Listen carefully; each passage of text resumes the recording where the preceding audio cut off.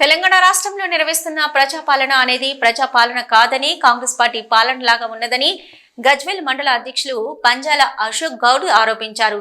Gajwel MPDO గారికి వినతి పత్రం అందజేత ఈ సందర్భంగా మాట్లాడుతూ తెలంగాణ ప్రభుత్వం ఏర్పాటు చేసిన ప్రజాపాలన అనేది ప్రజాపాలనలాగా లేదని, కాంగ్రెస్ పార్టీ పాలనలాగా ఉందని ఆరోపించారు. కనీసం ఫోటోకాల్ పట్టించకుండా స్థానిక ఎంపీ అయిన రఘునందన్ రావు గారి ఫోటో లేకుండా గ్రామ సభలు నిర్వహిస్తున్నారని మండిపడ్డారు.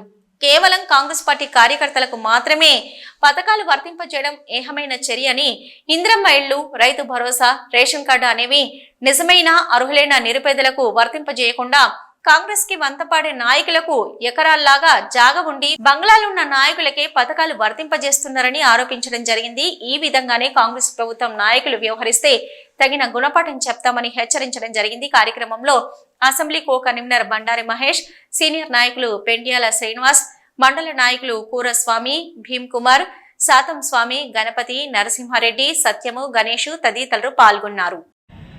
తెలంగాణ రాష్ట్రంలో కాంగ్రెస్ ప్రభుత్వం ఏర్పడి దాదాపు 13 సంవత్సరాలు ఏర్పడి 13 నెలలు ఏర్పడినాయని వాళ్ళు ఇచ్చిన హామీలు 6 హామీలలో ఏ ఒక్కటి నెరవేర్చకపోగా నిన్న మొన్నటి వరకు ప్రజాపాలన పేరుతో గ్రామాలలో గ్రామ సభలు, వార్డు సభలు అని చెప్పి వాళ్ళు సభలు పెట్టి గ్రామాలలో ఉన్న వ్యక్తులకు గోడబెట్టడం జరుగుతుంది.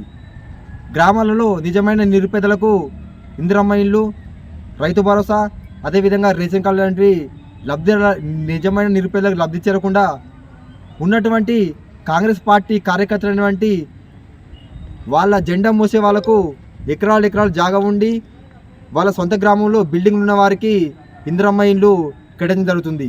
దీనివలన నిజమైన నిరుపేదలు మోసపోతున్నారు. కావున గజ్వేల్ ఎంపీడీఓ గారికి ఈరోజు వినతి పత్రం అందజేసి నిజమైన నిరుపేదలకు ఇందిరమ్మ ఇళ్ళు కేటాయించాలని చెప్పేసి భారతీయ జనతా పార్టీ మండల శాఖ తరఫున రెఫరెండం అందజేయడం జరిగింది.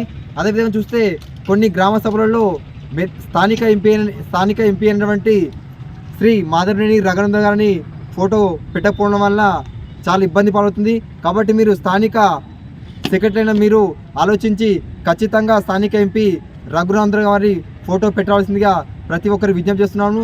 లేనిచో మా కార్యకర్తలు సమయంతో ఉన్నారు, లేకపోతే అక్కడ చాలా విధ్వంసం జరిగే అవకాశం ఉంది. కావున మీరు ఆ విషయాన్ని వెంటనే దృష్టిలో పెట్టుకొని ఖచ్చితంగా స్థానిక ఎంపీ రఘునందన్ గారిని ఫోటో పెట్టాల్సిందిగా సెక్రటరీలకు విజ్ఞప్తి చేస్తూ ఖచ్చితంగా నిజమైన నిరుపేదలకు మాత్రమే తెలంగాణ రాష్ట్ర ప్రభుత్వ పథకాలు వర్తింపజేయాలని చెప్పేసి ఈ సందర్భంగా డిమాండ్ చేస్తున్నాము.